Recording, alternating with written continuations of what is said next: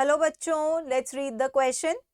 So the question over here says define spermiogenesis and spermiation. ठीक है, हमें यहाँ पे ये दोनों प्रोसेस को एक्सप्लेन करना है.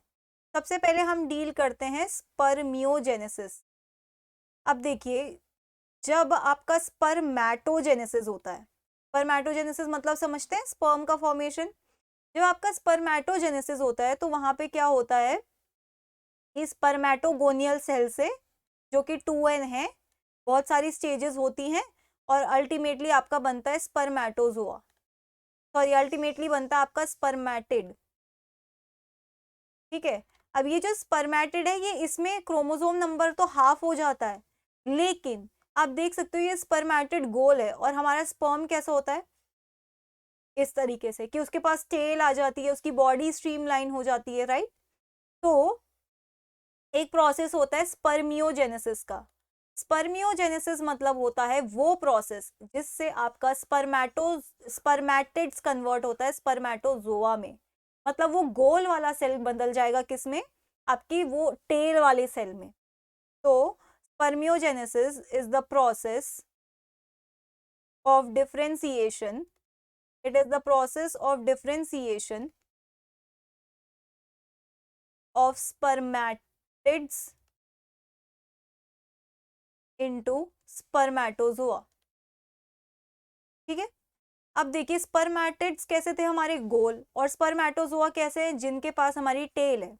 अब टेल आना बहुत जरूरी एक स्ट्रक्चर हो जाता है, या उसका स्पर्म का इस तरीके का स्ट्रक्चर बनना जरूरी होता है, क्योंकि एक वी कैन से जो स्पर्म रिलीज हुआ है वो फीमेल को फर्टिलाइज तभी कर सकता है जब वो स्पर्मैटोजोआ में बदले. स्पर्मैटिड कभी फीमेल वाले एग को फर्टिलाइज नहीं कर सकता, और स्पर्मैटोजोआ को ही हम स्पर्म कहते हैं. तो देखिए, एक्चुअली स्पर्मियोजेनेसिस के प्रोसेस में क्या होता है. देखिए, दो चार चीजें होती है. आपने देखा कि आपका जो ये गोल वाला सेल है वो किस में बदल गया, इस तरीके से, और इसको हम क्या कह रहे हैं, स्पर्मैटिड, है ना. इसको हम क्या कह रहे हैं, स्पर्मैटिड, और इसको क्या कह रहे हैं हम, स्पर्मैटोजोआ. जब आप इधर देखोगे तो आप एक पहली चीज जो नोटिस करोगे वो ये होगी कि जो स्पर्मैटिड है उसका साइटोप्लाज्म कम हो गया. मतलब इस पूरे सेल से इस तरीके का स्ट्रक्चर बन गया. तो टेल वाले में तो आपका सवाल ही नहीं होता कि साइटोप्लाज्म हो. ये वाला जो रीजन है, इधर साइटोप्लाज्म होता है पर बहुत कम हो जाता है. तो डिक्रीज स्पर्मियोजेनेसिस में क्या होता है, डिक्रीज इन साइटोप्लाज्म. ठीक है, साइटोप्लाज्म. अब दूसरा चेंज क्या आता है, दूसरा चेंज ये होता है कि दूसरा चेंज आप बहुत इजीली देख सकते हो, टेल. तो एक्विजिशन, एक्विजिशन ऑफ टेल. ठीक है, टेल आ जाता है. तीसरी चीज है, जब आप स्पर्म का स्ट्रक्चर देखेंगे तो स्पर्म में होता है हेड, इस तरीके से हेड होता है, फिर मिडिल पीस होता है, ये एक रफ डायग्राम है, और यहाँ एक टेल होती है. ठीक है. तो जो हेड होता है वहां पे एक न्यूक्लियस होता है. ठीक है. और न्यूक्लियस के जस्ट ऊपर हेड में एक स्ट्रक्चर होता है जिसे हम कहते हैं एक्रोजोम. इस एक्रोजोम में प्रेजेंट होते हैं आपके एंजाइम्स. क्या होते हैं, एंजाइम्स. तो ये एक्रोजोम बना कैसे, इस स्पर्मैटिड्स में जितनी भी गोल्जी बॉडीज थी, जितनी भी गोल्जी बॉडीज थी वो कॉन्सेंट्रेट हो गई कहाँ पे, एक्रोजोम में. तो acrosome derived from Golgi bodies. Golgi bodies से आपके एक्रोजोम मिल गए. ठीक है.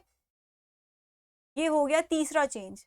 अब स्पर्मियोजेनेसिस के प्रोसेस में ही क्या होता है, जो मिडिल पीस मैंने स्पर्म का बताया वहां पे बहुत सारा माइटोकॉन्ड्रिया एक्यूमुलेट हो जाता है.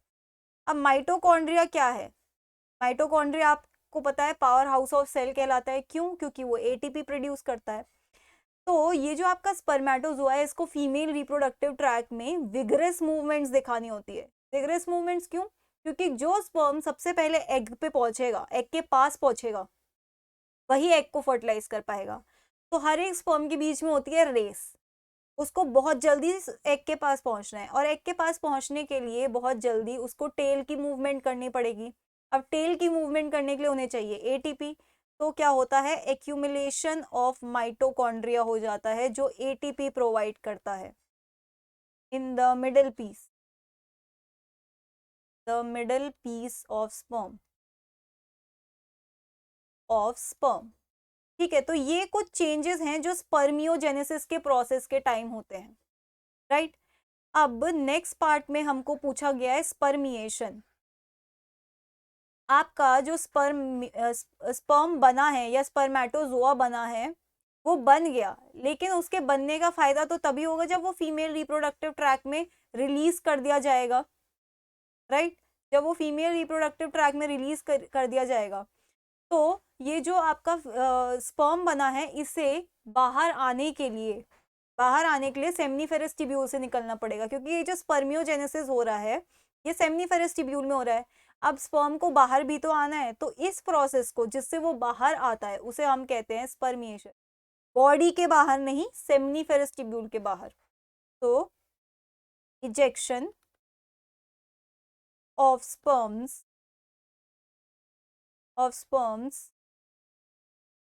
out of seminiferous tubules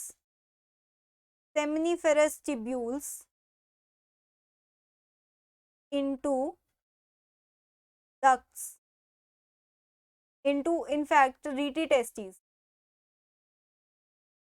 into rete testes. Rete testis आपका सबसे पहला वो डक्ट है जहां पर सेमनीफेरस ट्यूब्यूल खुलता है. तो स्पर्म्स सबसे पहले सेमनीफेरस ट्यूब्यूल से निकल के कहाँ जाते हैं, रीटी टेस्टिस में.